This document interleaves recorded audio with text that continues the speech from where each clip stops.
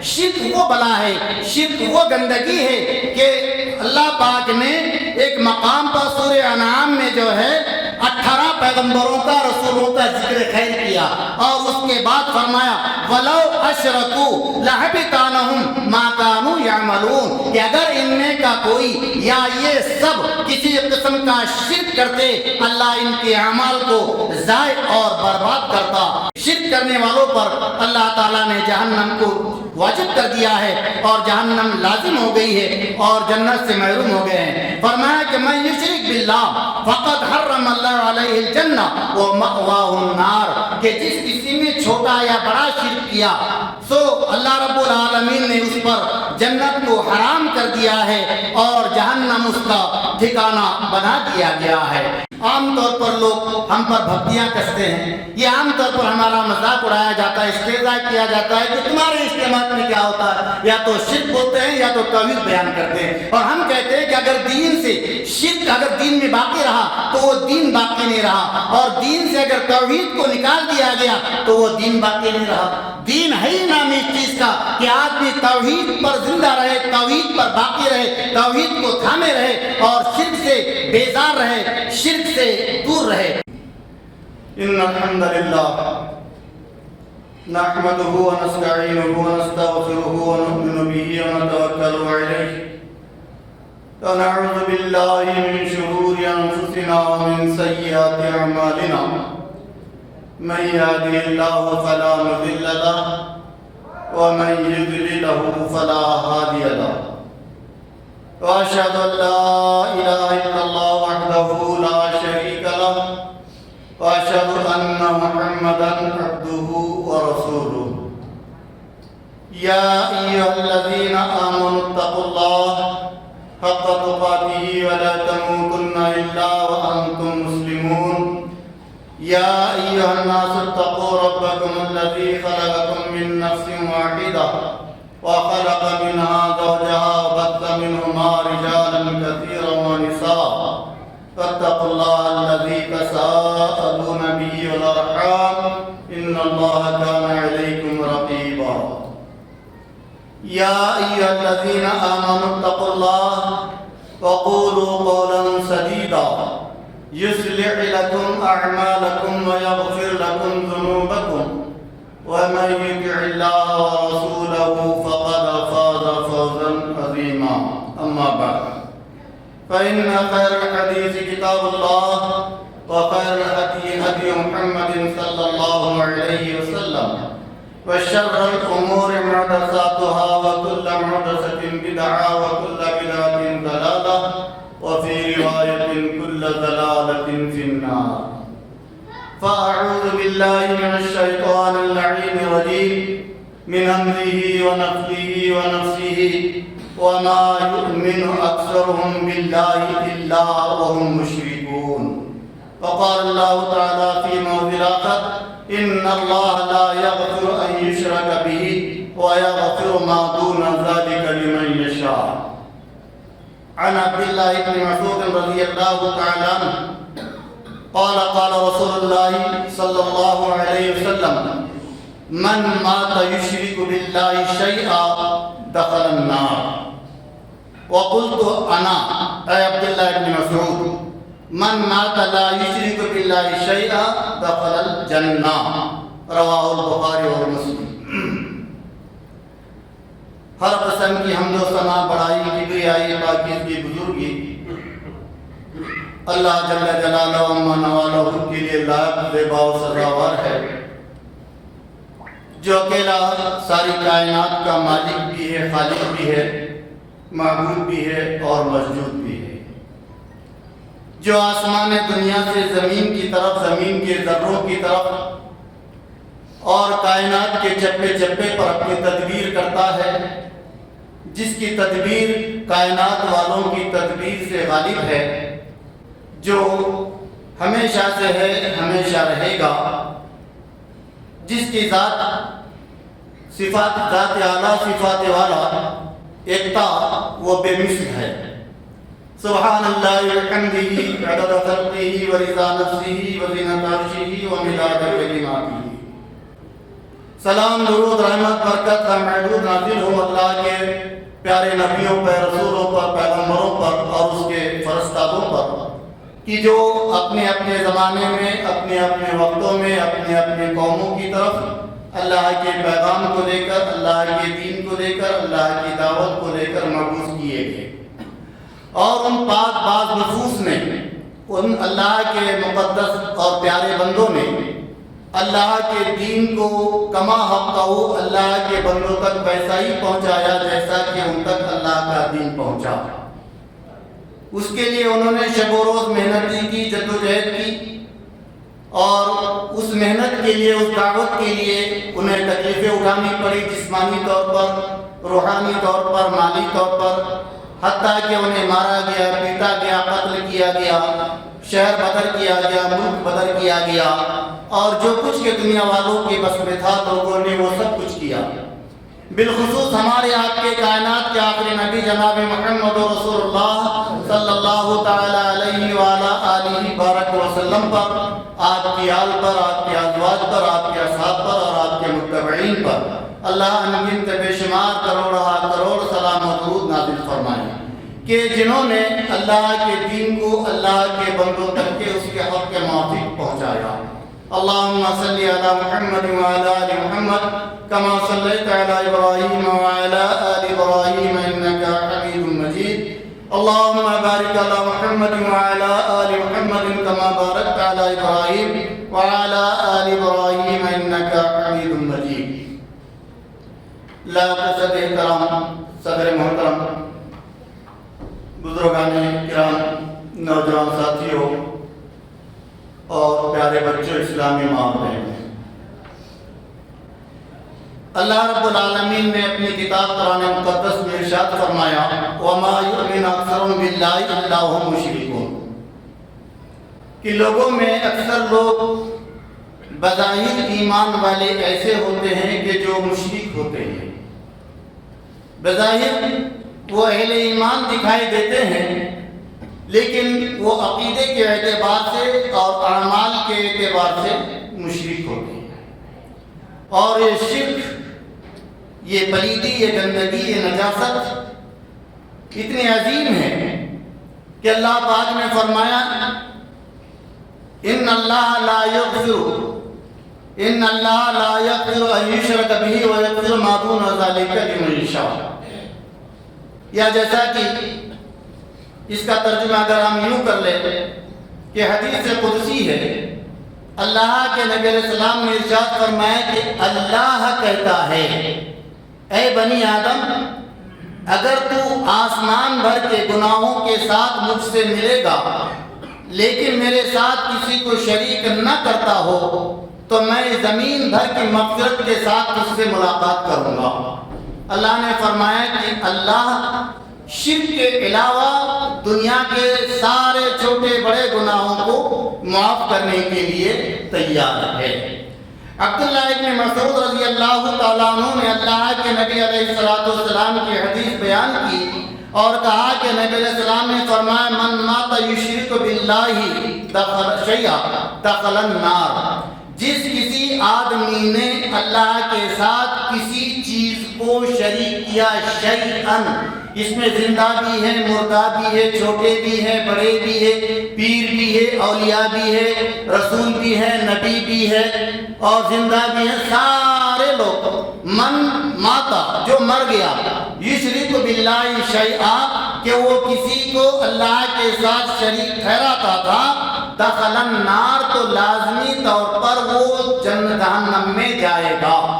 جس نے اللہ کی ذات کے ساتھ، اللہ کی صفات کے ساتھ یا اللہ کی عبادات میں کسی کو شریک ٹھہرایا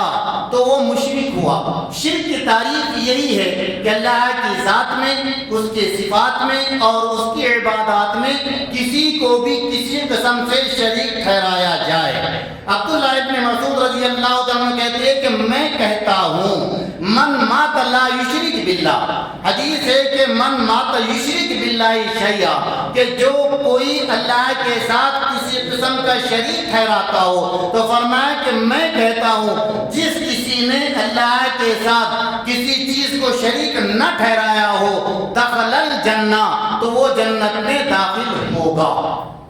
اگر کسی نے شریک ٹھہرایا تو وہ جہنم میں داخل ہوگا، لیکن اگر کسی نے شریک نہ کیا اللہ کی ذات صفات عبادات میں، تو فرمایا کہ میں کہتا ہوں وہ جنت میں داخل ہوگا۔ اب ہم دیکھتے ہیں کہ اہل مکہ جن کی طرف اللہ کے نبی علیہ الصلوۃ والسلام، اہل عرب جن کی طرف آپ علیہ السلام مبعوث کیے گئے تھے اور اللہ نے اپنے دین کے لیے آپ کو چنا تھا اور آپ کی بعثت عرب والوں کی طرف کی تھی، تو کیا وہ اللہ کو نہیں مانتے تھے؟ حقیقت یہ کہ وہ اللہ کو مانتے تھے۔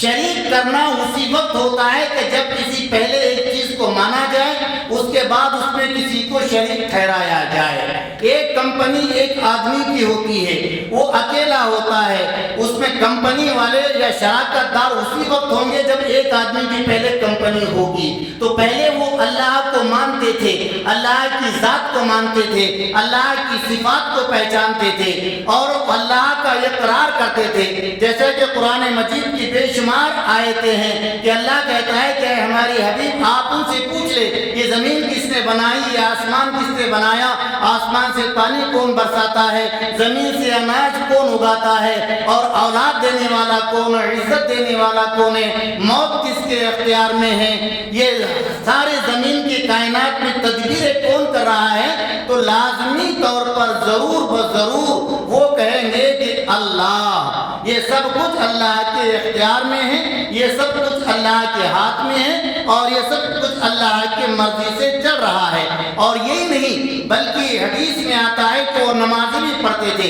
حضرت ابو ذر غفاری رضی اللہ عنہ کا واقعہ بخاری میں ہے، وہ کہتے ہیں کہ میں اسلام لانے سے 2 سال پہلے نمازیں ادا کیا کرتا تھا۔ وہ لوگ جو ہے روزے بھی رکھتے تھے، حدیث میں ہے کہ وہ لوگ عاشورہ کا روزہ، حالت شرک میں یوم عاشورہ کا روزہ رکھتے تھے، وہ لوگ عمرے کیا کرتے تھے، حج کیا کرتے تھے اور وہ طواف کیا کرتے تھے، اللہ کی ذات کو مانتے تھے، تبھی تو وہ کعبہ کو کعبۃ اللہ کہا کرتے تھے، کعبے کا احترام کرتے تھے اور اللہ کے نبی علیہ الصلوۃ والسلام کے والد گرامی کا نام عبداللہ ہے۔ اگر وہ لوگ اللہ کو نہیں مانتے تھے تو اپنی اولاد کا نام عبداللہ کیوں رکھتے تھے؟ تو پتا چلا کہ وہ عبادت کرتے ہوئے، وہ طواف کرتے ہوئے، وہ روزے رکھتے ہوئے، وہ نماز پڑھتے ہوئے، وہ حج کرتے ہوئے، وہ سارے نیک اعمال کرتے ہوئے مشرک تھے۔ اللہ نے ان کو مشرک کہا، اللہ نے ان کا نام مشرکین میں لکھ لیا۔ تو اس کی وجہ کیا تھی؟ اس کی وجہ یہ تھی کہ وہ حقیقت میں اللہ رب العالمین کو یکتا مانتے تھے، مالک اور خالق کائنات مانتے تھے، لیکن ان کے ذہن میں یہ بات نہ آتی تھی یا وہ اس بات کے سمجھنے سے قاصر تھے کہ ایک الہ، ایک اللہ، ایک معبود، ایک خدا اکیلے ساری کائنات کا خدا کیسے ہو سکتا ہے اور اتنے سارے کاموں کو اکیلا کیسے کر سکتا ہے؟ لہذا ساتھ میں اس کے شریک پہ ہونا چاہیے، اس کے وزراء ہونا چاہیے اور اس کی کیبنٹ ہونا چاہیے، اس کے کچھ ماتحتین ہونا چاہیے، اس کے کچھ مددگار ہونا چاہیے۔ تو انہوں نے کہا اجعل الآلہۃ الہا واحدا ان ھذا لشیء عجاب، کہ یہ عجیب بات ہے، ایک آدمی اعلان کر رہا ہے کہ سارے خداؤں کو چھوڑ دو اور ایک خدا کو مانو، یہ کیسی بات ہے؟ عجاب، عجیب نہیں، حالانکہ لفظ عجیب سے عجاب نکلا ہے، لیکن انہوں نے بطور تعجب کے مبالغے کے طور پر کہا ھذا شیء عجاب، کہ یہ تو ھذا شیء عجاب، یہ تو تعجب کی بات ہے کہ ایک اکیلا اللہ ساری کائنات کو کنٹرول کرے۔ اور انہوں نے کہا وَيَقُولُونَ إِنَّا لَتَارِكُ آلِهَتِنَا لِشَاعِرٍ مَجْنُونٍ، کہ ایک شاعر، نعوذ باللہ، ایک مجنون، نعوذ باللہ، ایک دیوانے اور شاعر کے خاطر ہم اپنے انگنت بے شمار خداؤں کو چھوڑ دیں۔ وہ ایک خدا کے ساتھ لات کو مانتے تھے، ایک خدا کے ساتھ منات کو مانتے تھے، ایک خدا کے ساتھ عزا کو مانتے تھے، ایک خدا کے ساتھ اس کے علاوہ انگنت بے شمار خداؤں کو مانتے تھے۔ یہی نہیں بلکہ 300 160 بت انہوں نے خانہ کعبہ میں نصب کیے تھے، جس میں سیدنا امام الموحدین حضرت ابراہیم علیہ السلام کا بت بھی تھا، حضرت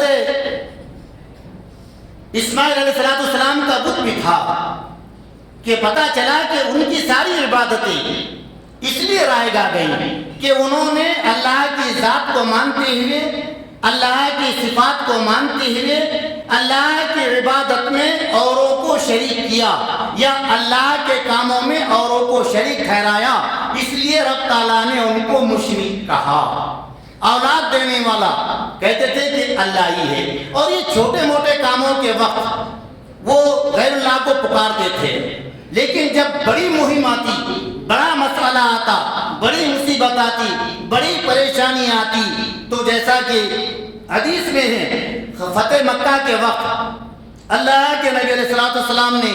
9 افراد کو ان کے بارے میں یہ آرڈر جاری کر دیا تھا کہ اگر یہ لوگ خانہ کعبہ کے پردے کے اندر بھی چھپے ہوں تو ان کو قتل کر دینا، جس میں سے ایک اکرمہ بن ابی جہل بھی تھا۔ تو جب مکہ فتح ہو گیا تو انہوں نے رائے فرار اختیار کی، سمندر میں یہ بھاگ گئے اور کشتی میں سوار ہو گئے۔ کشتی میں جا رہے تھے کہ راستے میں جو ہے ان کی کشتی بھور میں پھنس گئی۔ فقال اصحاب السفینہ لأہل السفینہ، تو کشتی کے مالک نے کشتی میں سوار لوگوں سے کہا اخلصو، اب تمہارے ٹڑپنجے خدا، یہ تمہارے چھوٹے موٹے الہ، یہ تمہارے کچھ کام نہ آئیں گے۔ اخلصو، اخلاص پیدا کرو اپنی طبیعتوں میں، اپنے دلوں میں، اپنے نیتوں میں اخلاص پیدا کرو۔ اخلاصوں کا مطلب اخلاص پیدا کرو کہ اب اللہ کے علاوہ ہمیں کوئی نہیں بچا سکتا، اللہ کے علاوہ کوئی مدد نہیں کر سکتا، اور اللہ کے علاوہ ہماری کوئی دستگیری نہیں کر سکتا۔ ہمارا غوث اللہ ہے اور ہمارا دستگیر اللہ ہے۔ اخلصوا، کہا فإن آلہتکم لا تغنی عنکم شیئا ہا ہنا۔ کشتی والوں نے کہا، کشتی کے مالک نے کہا کہ یہ تمہارے چھوٹے چھوٹے معبود اب تمہارے کچھ کام نہ آئیں گے، بس تم ایک خدا کو پکارو اور اسی سے تم اپنی التجائے کرو۔ اکرمہ کہتے ہیں اللہم انا لک علی عہدا، اے اللہ میں تیرے ساتھ وعدہ کرتا ہوں، تجھ سے عہد کرتا ہوں، تیرے ساتھ میں نے اپنی بات دے دی کہ اگر میں اس بھور سے، اس طوفان سے میں نے نجات پالی، اور اگر میں بحر سے بر پہ آ گیا، پانی سے خشکی پہ آ گیا، میری جان بچ گئی، تو میں یقیناً اللہ کے نبی محمد صلی اللہ علیہ وسلم کے ہاتھ میں اپنا ہاتھ دوں گا اور میں اسلام قبول کروں گا۔ چنانچہ کہتے ہیں کہ میرے اخلاص نے مجھ کو نجات دی، میرے اخلاص نے مجھ کو نجات دی، میں باہر آیا، اللہ کے نبی السلام کے ہاتھ پر میں نے ہاتھ رکھا۔ اس سے پہلے کہ میں وہاں جاتا میری بیوی نے آپ علیہ السلام سے میرے لیے معافی طلب کر لی تھی،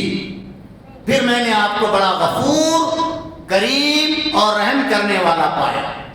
یہی نہیں، وہ تو مشرکین مکہ اللہ سے دعائیں بھی کیا کرتے تھے، دعا عبادت ہے۔ اللہ کے رسول نے فرمایا کہ دعا عبادت ہے، اور حدیث آتی ہے کہ دعا عبادت کا مرد ہے۔ وہ لوگ اللہ سے دعائیں بھی کرتے تھے، چنانچہ ان کی اپنی مشہور دعا قرآن مجید میں اللہ پاک نے نقل کی ہے کہ وہ کس طریقے پر دعا کرتے تھے۔ ان کے دعا کا معاملہ یہ تھا کہ بدر میں جاتے وقت مشرکین مکہ جب بدر کے لیے تیار ہوئے، 1000 سواروں کو انہوں نے تیار کر لیا، 100 اونٹوں کو انہوں نے لے لیا، گھوڑوں کو لے لیا، اپنے ساز و سامان کے ساتھ چلے تو خانہ کعبہ کے پردے میں گئے، خانہ کعبہ کا پردہ پکڑا اور خانہ کعبہ کا پردہ پکڑ کر انہوں نے دعا کی اللہم ان کان ھذا ھو الحق من عندک فامطر علینا حجارۃ من السماء او ائتنا بعذاب علیم۔ یا اللہ، جس کے مقابلے کے لیے ہم جا رہے ہیں، جس کے مقاتل کے لیے ہم جا رہے ہیں، جس کے ساتھ قتال کرنے کے لیے ہم جا رہے ہیں، جس کے ساتھ لڑنے کے لیے ہم جا رہے ہیں، اگر وہ بندہ تیرے نزدیک سچائی پر ہے تو تو ہم پر آسمان سے پتھروں کی بارش نازل فرما یا ہم کو دکھ دینے والا عذاب دے۔ خانہ کعبہ میں ٹھہر کے خانہ کعبہ کے پردے کو پکڑ کر وہ دعا کیا کرتے تھے اللہم، اے اللہ۔ اور یہ نہیں، جب وہ احرام حج کے لیے اور عمرے کے لیے احرام باندھتے تو کہتے کہ لبیک لا شریک لک، ہم حاضر ہیں، تیرے لیے کوئی شریک نہیں۔ اللہ کے نبی السلام جب سنتے تو کہتے کہ ویلکم قد قد تمہارے لیے تباہی ہو، ٹھہر جاؤ، یہی تک صحیح ہے۔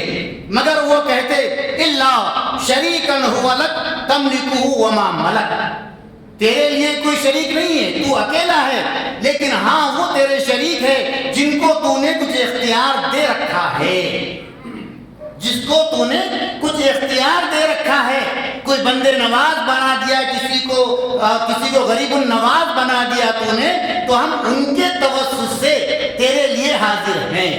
تو اس طرح کا ان کا تلبیہ ہوا کرتا تھا اور اس طرح سے وہ تلبیہ کرتے تھے۔ تو پتہ چلا کہ مشرکین مکہ اللہ کو مانتے تھے، اللہ کی صفات کو مانتے تھے، اللہ کی ذات کو مانتے تھے، لیکن یہ کہ وہ اللہ کی عبادات میں غیروں کو شریک کرتے تھے، اس بنا پر اللہ نے ان کو مشرک کہا۔ اور شرک ایسی نجاست ہے کہ اللہ نے فرمایا یا ایھا الذین آمنوا انما المشرکون نجس، شرک نجاست ہے اور مشرک جو ہے یہ نجس ہے۔ شرک ایک ایسی بلا ہے کہ اس کی وجہ سے آدمی اچھی اور بہترین دعاؤں سے بھی محروم ہو جاتا ہے کہ رب تعالیٰ نے فرمایا ما کان للنبی والذین آمنوا ان یستغفروا للمشرکین ولو کانوا اولی قربا، کہ نبی کے لیے اور اہل ایمان کے لیے، مومنین کے لیے یہ بات زیبا نہیں دیتی کہ وہ مشرکین کے لیے دعائیں کرے، مشرکین کے حق میں دعا کرے اگرچہ کہ وہ ان کے قریبی رشتہ دار ہوں۔ کتنا قریبی، بیٹے سے قریب کوئی نہیں ہو سکتا۔ حضرت نوح علیہ السلام کا ذکر رب تعالیٰ نے فرمایا سورہ ہود میں ہے کہ جب ان کا بیٹا پانی میں ڈوبنے لگا، غرقاب ہونے لگا، ایک بڑے سیلاب، ایک بڑی موج نے آ کر اس کو پانی میں ڈبو دیا، تو انہوں نے کہا ان ابنی من اہلی وان وعدک الحق وانت احکم الحاکمین، پروردگارا یہ کوئی اور نہیں ہے، یہ تو میرا بیٹا ہے، یہ میرا اہل ہے، تو اس کو ڈبو رہا ہے اور تو نے وعدہ کیا ہے کہ میں تجھ کو اور تیرے خاندان والوں کو نجات دوں گا۔ اللہ تعالیٰ نے فرمایا کہ قال یا نوح انہ لیس من اہلک، اے نوح وہ تمہارا بیٹا نہیں ہے، وہ تمہارے اہل سے نہیں ہے، انہ عمل غیر صالح، اس کا عمل غیر صالح ہے، فلا تسألنی ما لیس لک بعلم، سو تم ایسے معاملے میں ہم سے سوال نہ کرو کہ جس کا تمہیں علم نہیں ہے۔ مفسرین نے کہا ہے کہ یہاں غیر صالح سے مراد یہ تھا اے کان عملو فی الشرک، یعنی وہ شرک میں مبتلا تھا اور وہ مشرک تھا، تو نبی کی دعا، باپ کی دعا بیٹے کے حق میں قبول نہیں ہوئی شرک کی وجہ سے۔ اس کے علاوہ حضرت ابراہیم علیہ السلام نے بھی اپنے باپ کے لیے دعا کی اور فرمایا کہ وما کان استغفار ابراہیم لابیہ الا عن موعدۃ وعدها ایاہ، کہ ابراہیم علیہ السلام نے اپنے باپ سے وعدہ کیا تھا ساستغفر لک ربی، میں تو جا رہا ہوں، تم مجھے سنسار کرنے کی دھمکی دے رہے ہو، دربدر کرنے کی بات کہہ رہے ہو، میں گھر چھوڑ کے جا رہا ہوں، لیکن انشاءاللہ میں اپنے پروردگار سے تمہارے حق میں دعا کرتا رہوں گا۔ فلما تبین لو انہ عدو للہ، لیکن جب ان پر یہ بات واضح ہو گئی کہ وہ اللہ کا دشمن ہے، وہ اللہ کا عدو ہے، تبرأ منہ، تو اس سے بری ہو گئے۔ ان ابراہیم لأوّاہ حلیم، ابراہیم علیہ السلام تو بہت زیادہ آہوازاری کرنے والے اور علم اور بردبار رکھنے والے تھے۔ شرک کرنے والوں پر اللہ تعالیٰ نے جہنم کو واجب کر دیا ہے اور جہنم لازم ہو گئی ہے اور جنت سے محروم ہو گئے ہیں۔ فرمایا کہ من یشرک باللہ فقد حرم اللہ علیہ الجنہ ومأواہ النار، کہ جس کسی نے چھوٹا یا بڑا شرک کیا سو اللہ رب العالمین نے اس پر جنت کو حرام کر دیا ہے اور جہنم اس کا ٹھکانہ بنا دیا گیا ہے۔ شرک وہ بلا ہے، شرک وہ گندگی ہے کہ اللہ پاک نے ایک مقام پر سورہ انعام میں جو ہے 18 پیغمبروں کا، رسولوں کا ذکر خیر کیا اور اس کے بعد فرمایا وَلَوْ أَشْرَكُوا لَحَبِطَ عَنْهُمْ مَا كَانُوا يَعْمَلُونَ، کہ اگر ان میں کا کوئی یا یہ سب کسی قسم کا شرک کرتے اللہ ان کے اعمال کو ضائع اور برباد کرتا۔ خود اللہ کے نبی علیہ السلام سے مخاطب کرتے ہوئے رب تعالیٰ نے فرمایا لَئِنْ أَشْرَكْتَ لَيَحْبِطَنَّ عَمَلُكَ وَلَتَكُونَنَّ مِنَ الْخَاسِرِينَ، کہ اگر آپ کسی قسم کا شرک کریں گے تو آپ کے اعمال رائگاں ضائع اور باطل ہو جائیں گے اور آپ خسارہ پانے والوں میں سے ہو جائیں گے۔ تو شرک انتہائی غلیظ چیز ہے اور انتہائی بری چیز ہے، اور ہم یہ دیکھتے ہیں کہ قرآن مقدس میں شرک کی جتنی مذمت اللہ پاک نے کی کسی اور مسئلے کی نہیں کی۔ عام طور پر لوگ ہم پر بھپتیاں کستے ہیں، یہ عام طور پر ہمارا مذاق اڑایا جاتا ہے، استہزاء کیا جاتا ہے کہ تمہارے اجتماعات میں کیا ہوتا ہے، یا تو شرک بولتے ہیں یا تو توحید بیان کرتے ہیں، اور ہم کہتے ہیں کہ اگر دین سے شرک اگر دین میں باقی رہا تو وہ دین باقی نہیں رہا، اور دین سے اگر توحید کو نکال دیا گیا تو وہ دین باقی نہیں رہا۔ دین ہے ہی نام اس چیز کا کہ آدمی توحید پر زندہ رہے، توحید پر باقی رہے، توحید کو تھامے رہے اور شرک سے بیزار رہے، شرک سے دور رہے۔ یہی نہیں، اللہ تعالیٰ نے تو ہمیں اس بات کا بھی حکم دیا ہے کہ ہم مرتے مرتے، ہم جاتے جاتے اپنی اولاد کو بھی اس بات کا پابند کرے کہ وہ کسی قسم کا شرک نہ ٹھہرائے اور اللہ کے ذات میں، اللہ کی صفات میں یا اللہ کی عبادت میں کسی کو شریک نہ ٹھہرائے۔ چنانچہ رب تعالیٰ نے فرمایا وَإِذْ قَالَ لُقْمَانُ لِابْنِهِ وَهُوَ يَعِظُهُ يَا بُنَيَّ لَا تُشْرِكْ بِاللَّهِ إِنَّ الشِّرْكَ لَظُلْمٌ عَظِيمٌ۔ حضرت لقمان کا واقعہ رب تعالیٰ نے بیان کیا کہ وہ اپنے بیٹے کو نصیحت کر رہے ہیں، اپنے بیٹے کو وصیت کر رہے ہیں۔ یہاں سے مسئلہ مستنبط ہوتا ہے، علماء کرام نے لکھا ہے کہ یہاں سے بات واضح ہوتی ہے، ہر باپ پر لازم ہے، ہر اپنے خاندان کے بڑے پر لازم ہے کہ اپنے ماتحتین کو، اپنی اولاد کو، اپنے زیر نگری کو، اپنے زیر پرورش کو اس بات کی تاکید کرے اور دنیا میں رہتے ہوئے اس بات کا اطمینان حاصل کر لے کہ میرے مرنے کے بعد میرے ماتحتین، میری اولاد، میری بیوی بچے وہ شرک نہیں کریں گے، انہیں اس بات کی تاکید کرے اور ان سے عہد لے۔ تو حضرت لقمان نے جب کہ وہ اپنے بیٹے کو نصیحت کر رہے تھے کہا کہ اے میرے بیٹے تو اللہ کے ساتھ کسی کو شریک نہ ٹھہرا، ان الشرک لظلم عظیم، اس لیے کہ شرک جو ہے یہ ظلم عظیم ہے۔ صرف ظلم نہیں، یوں تو ہر گناہ ظلم ہے، چوری کرنا ظلم ہے، بدکاری ظلم ہے، جھوٹ بولنا ظلم ہے، ہر گناہ ظلم ہے، لیکن شرک ہی واحد وہ گناہ ہے کہ اس کو رب تعالیٰ نے ظلم عظیم سے تعبیر کیا اور اس کو ظلم عظیم کہا۔ تو یہاں پر یہ بات واضح ہو جاتی ہے کہ ہم اپنی زندگی میں اس بات کا اطمینان حاصل کر لیں کہ اپنی اولاد کو ہم توحید کی تعلیم دیں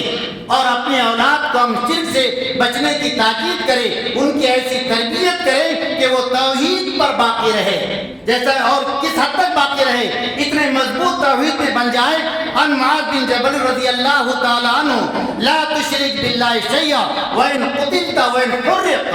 حضرت معاذ بن جبل نے کہا کہ اللہ کے نبی صلی اللہ علیہ وسلم نے فرمایا کہ تو اللہ کے ساتھ کسی کو شریک نہ ٹھہرا، گرچہ کہ تو قتل کر دیا جائے یا تجھ کو جلا دیا جائے، کیونکہ توحید وہ امانت ہے کہ لازوال بیش قیمت چیز توحید ہے اور اس کی ضد شرک یہ بدترین چیز ہے اور یہ کسی کو یوں ہی نہیں ملتی۔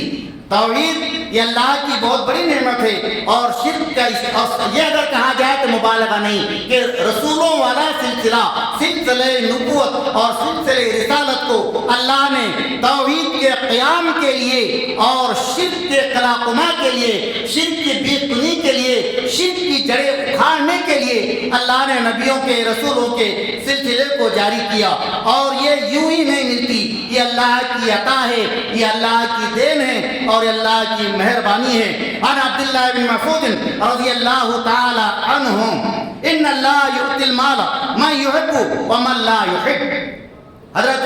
عبداللہ بن مسعود فرماتے ہیں کہ اللہ کے نبی صلی اللہ علیہ وسلم نے فرمایا بے شک مال اللہ اس کو بھی دیتا ہے جس کو وہ پسند کرتا ہے اور اس کو بھی دیتا ہے جسے وہ ناپسند کرتا ہے۔ ضروری نہیں کہ اللہ پسند کرے تو دنیا میں مال دے، چنانچہ ہم دنیا کے مظاہر دیکھ رہے ہیں، ہمارے سامنے انگنت بے شمار مثالیں ہیں کہ اللہ کو نہیں ماننے والا، اللہ کی ذات میں، صفات میں، عبادات میں شریک کرنے والا خوب مالدار ہے۔ تو کہا کہ مال کا معیار یہ ہے کہ اللہ جس کو چاہتا ہے اس کو بھی دیتا ہے اور جس کو نہیں چاہتا اس کو بھی دیتا ہے۔ وَلَا يُؤْتِي الْإِيمَانَ إِلَّا مَنْ أَحَبَّ، لیکن ایمان اسی کو دیتا ہے جس سے وہ محبت کرتا ہے۔ فَإِذَا أَحَبَّ اللَّهُ عَبْدًا آتَاهُ الْإِيمَانَ، سو جب اللہ کسی بندے سے محبت کرتا ہے تو اس کو ایمان کی دولت سے مالا مال کرتا ہے۔ ایمان کی دولت سے مالا مال کرتا ہے. اور سچا پکا ایمان وہ ہے جو موحد والا ایمان ہے. سچا پکا ایمان وہ ہے جو توحید والا ایمان ہے. سچا پکا ایمان ہے جو شرک سے برات والا ایمان ہے. سچا پکا ایمان وہ ہے جو شرک سے بری ہونے والا ایمان ہے. ہر قسم کا شرک، شرک ظاہری، شرک باطنی، شرک اصغر اور شرک اکبر، ان تمام شرک اور شرک کے مظاہر سے اجتناب کرنا، خود بھی پرہیز کرنا اور اپنی اولاد کو، اپنے ماتحتین کو اور اپنے زیر نگہ رہنے والے لوگوں کو اس کی تعلیم دینا، یہ ہم میں سے ہر ایک آدمی کا فرض ہے اور ہماری اپنی ذمہ داری ہے. دعا ہے کہ اللہ رب العالمین مجھے اور تمام لوگوں کو جو کچھ کہا سنا گیا ہے اس پر عمل کرنے کی توفیق نصیب فرمائے. اللہ رب العالمین ہم کو توحید پر باقی رکھے، توحید پر ہمارا خاتمہ ہو، ہم کو اور ہماری اولاد کو تا قیام قیامت شرک اور شرک کے تمام مظاہر سے محفوظ رکھے. آمین یا رب العالمین.